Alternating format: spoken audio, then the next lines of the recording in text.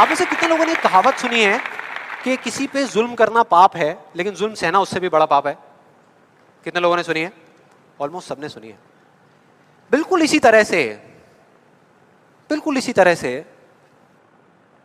कोई इंसान अगर जिंदगी में कुछ करना चाहता है ना, या कुछ बनना चाहता है, तो उसको जा करके ये बोलना कि तू ये नहीं कर सकता, उसकी हिम्मत को तोड़ना, उसकी उम्मीद को तोड़ना एक बहुत बड़ा पाप है।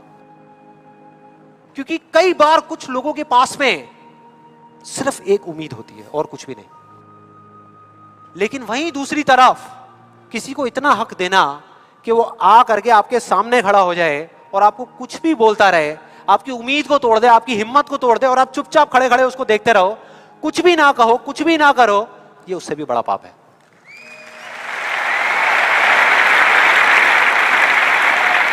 मतलब सिंपल है, ना हमें चुप रहना है ना किसी से लड़ना है, सिर्फ सवाल करना है क्यों, और फिर देखो उनके कैसे पत्ते खुलते हैं, फिर मजा आएगा। और जिस दिन आप लोगों को भी मेरी तरह ये बात समझ आ जाएगी ना, उस दिन आपके ऊपर ऐसी बातों का असर होना बंद हो जाएगा। मतलब कि उस दिन ये जो पहली दीवार है जिसकी मैंने बात करी थी वो अपने आप ही टूट जाएगी। उसके बाद इस पूरी दुनिया में किसी में दम नहीं होगा कि वो आपको आगे बढ़ने से रोक सके, सिवाय एक इंसान के, सिवाय एक इंसान के। कोई बताएगा कौन है वो? आप खुद। एग्जैक्टली, आप खुद। और यही है वो दूसरी दीवार, यही है वो दूसरी दीवार जो पहली वाली से कई गुना बड़ी है, कई गुना बड़ी है। आज से बहुत साल पहले मैंने कहानी सुनी थी जिसका एक बहुत बड़ा इंपैक्ट हुआ था मेरी लाइफ में। ये कहानी है एक ऑफिस की, एक ऑफिस की और उसके एम्प्लॉइज की। एक बार एक ऑफिस में जितने भी एम्प्लॉइज सुबह सुबह जब ऑफिस आते हैं अपने अपने कैबिन में, तो उनकी डेस्क के ऊपर एक लेटर पड़ा होता है, एक लेटर रखा हुआ होता है, और उस लेटर में लिखा था कि वो इंसान, इस कंपनी का वो एम्प्लॉय जिसकी वजह से आपकी प्रमोशन नहीं हो रही थी या जिसकी वजह से आप आगे नहीं बढ़ पा रहे थे, उसकी डेथ हो गई, वो मर गया है। और अब अगर आप आखिरी बार उस एम्प्लॉय की शक्ल देखना चाहते हैं तो ये एड्रेस है, यहां पर अगले 1 घंटे में पहुंचाइए। जैसे ही उस एड्रेस पे गए तो वहां पर एक कॉफिन पड़ा हुआ था। कॉफिन होता है, उसको जब लोगों ने दूर से देखा तो एक तरफ तो सबको दुख हो रहा था, बुरा लग रहा था कि यार ये नहीं होना चाहिए था, और दूसरी तरफ से उनको थोड़ी बहुत खुशी भी हो रही थी कि चलो अच्छा है, मेरी रास्ते का जो सबसे बड़ा पत्थर था वो हट गया। लेकिन फिर एक एक करके जैसे ही वो लोग उस कॉफिन के पास गए और जा करके उन्होंने उस एम्प्लॉय की शक्ल देखी उस कॉफिन के अंदर, तो उन्हें खुद पे शर्म आने लगी, क्योंकि उस कॉफिन में कोई नहीं था, सिर्फ एक शीशा था, एक मिरर था जिसमें उनकी खुद की शक्ल दिख रही थी।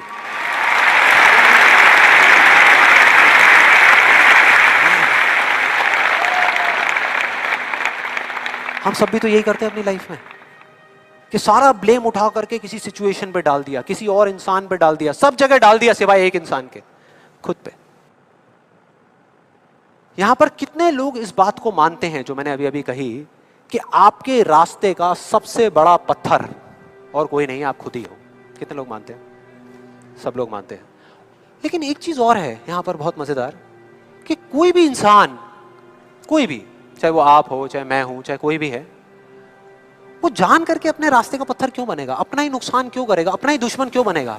फॉर एग्जाम्पल, अगर अभी मैं यहां पर थोड़ी सी लकड़ियां इकट्ठी करके आग लगा दूं और आप लोगों से रिक्वेस्ट करूं कि यार प्लीज मेरी खातिर 5 मिनट के लिए आ करके इस आग में जल जाओ, 5 मिनट के लिए, कुछ नहीं होगा, मैं गारंटी दे रहा हूं, आपको बिल्कुल भी दर्द नहीं होगा, बहुत मजा आएगा। कितने लोग तैयार हैं यहां पर आने के लिए? कितने लोग तैयार हैं? हाँ, जो 1-2 लोग हाथ ऊपर उठा रहे हैं ना, उनको लग रहा है कि मैं भुट्टा सेकने की बात कर रहा हूं। भाई साहब, आपको सेकने की बात हो रही है उस आग में। कोई नहीं आएगा, कोई नहीं आएगा। क्यों? क्योंकि कोई भी इंसान हो वो जानबूझ करके अपना नुकसान कभी नहीं करेगा, कभी भी नहीं करेगा।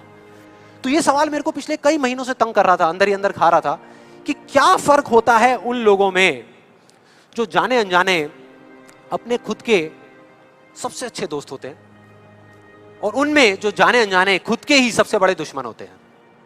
और फाइनली पिछले महीने मेरे को जवाब मिल गया, सब कुछ समझ आ गया कि क्या फर्क है।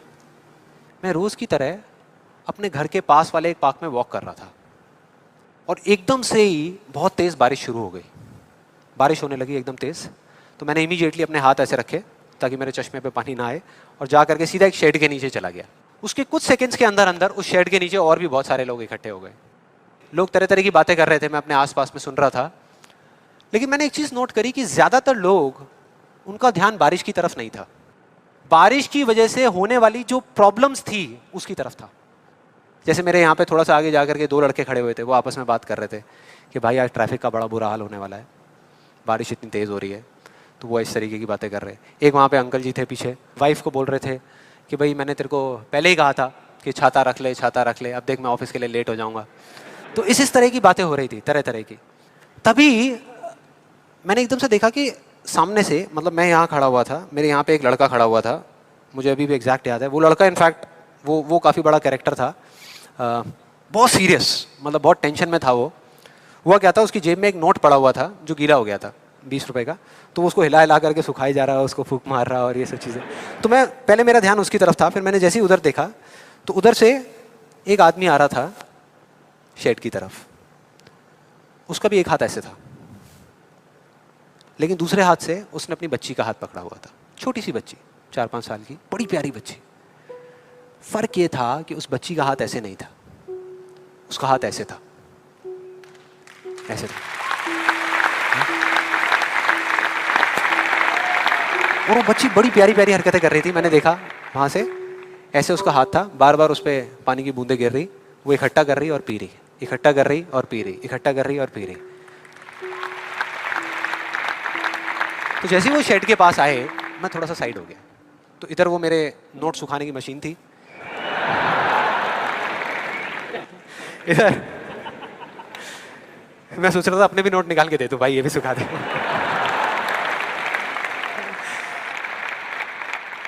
इधर वो बच्ची खड़ी हुई थी, वो छोटी सी प्यारी सी, और मेरा फिर पूरा ध्यान उस बच्ची की तरफ ही था, इतनी इतनी प्यारी बच्ची। और इधर उसके पापा अपने मोबाइल पे कुछ काम कर रहे थे। वो बच्ची को अभी भी चैन नहीं आया, शेड के नीचे आ गई, लेकिन अभी भी बार बार अपना हाथ बाहर निकाल के, एक हाथ से पापा को पकड़ा हुआ डर रही, दूसरे हाथ से ऐसे बाहर निकाल के बार बार पानी भर रही और पी रही। कभी पानी भर रही, अपने मुंह पे फेंक रही। फिर थोड़ी देर बाद पता नहीं उसके मन में क्या आया, उसने अपने पापा से पूछा कि पापा, ये बारिश रोज क्यों नहीं होती? बड़ा अजीब सा क्वेश्चन था। उसके पापा ने कहा, वो अपने मोबाइल पे लगे हुए थे, हाँ बेटा होगी होगी, रोज होगी, रोज होगी, रोज होगी। वो बच्ची फिर अपने खेल में लग गई। फिर थोड़ी देर बाद पता नहीं क्यों उसने दोबारा से पूछा अपने पापा से, बताओ ना पापा, रोज क्यों नहीं होती? इस बार उसको कोई जवाब नहीं मिला, लेकिन मुझे मिल गया।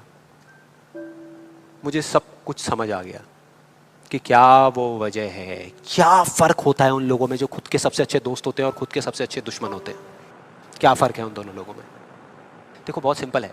जब बारिश होती है आसमान से, हम सबके ऊपर होती है, क्या एक जैसे होती है या अलग अलग तरीके से होती है? एक जैसे होती है, कोई पार्शियलिटी नहीं करती। आप अमीर हो, गरीब हो, काले हो, गोरे हो, बच्चे हो, बड़े हो, कोई फर्क करती है क्या बारिश? नहीं करती, सब पे एक जैसी होती है। बिल्कुल उसी तरह से वो शक्ति, वो एनर्जी जिससे पूरी दुनिया चल रही है, जिससे अभी, अगर आप अभी फील करने की कोशिश करो, आपकी सांसें चल रही है, मेरी सांसें चल रही है। जिस शक्ति में इतनी ताकत है कि अगर वो चाहे तो एक सेकंड में, एक सेकंड भी नहीं लगेगा, इस पूरी दुनिया को खत्म कर सकती है, और एक सेकंड के 1 करोड़वें हिस्से में इस दुनिया को दोबारा से बना भी सकती है। उसको आप साइंटिफिकली चाहे एनर्जी का नाम दे दो, चाहे स्पिरिचुअली भगवान कहो, आत्मा कहो, परमात्मा कहो, कुछ भी कहते रहो, उससे कोई फर्क नहीं पड़ता। और बिल्कुल उस बारिश की तरह उस शक्ति की भी बारिश हम सब पर होती रहती है, उस एनर्जी की भी बारिश होती रहती है, और सब पर एक जैसे होती है। फिर चाहे आप अमिताभ बच्चन हो, बिल गेट्स हो, कोई भी हो, कोई फर्क नहीं पड़ता।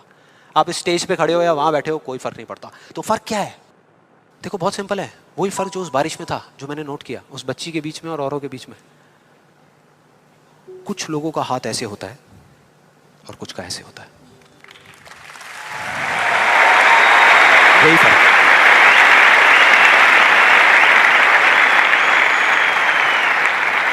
जिनका ऐसे होता है, वो बारिश उन पर होती तो है, लेकिन छू करके बह जाती है, चली जाती है, उनके अंदर तक नहीं जा पाती, अपना काम नहीं कर पाती। लेकिन जिनका ऐसे होता है, वो उसको पी लेते हैं, उनके अंदर चली जाती है, और उसके बाद में जो काम करती है वो एनर्जी करती है, नाम इंसान का हो जाता है।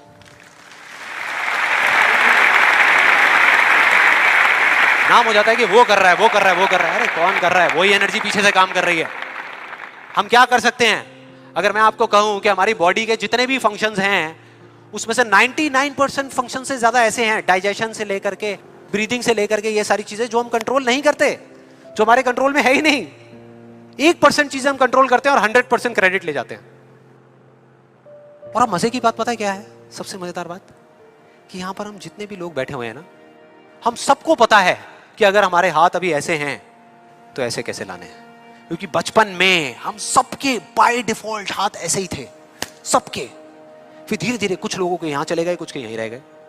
जिनके यहां रह गए उनको हम सक्सेसफुल बोलते हैं, जिनके यहां चले गए उनको हम फेलियर्स बोलते हैं, अलग अलग फील्ड्स में।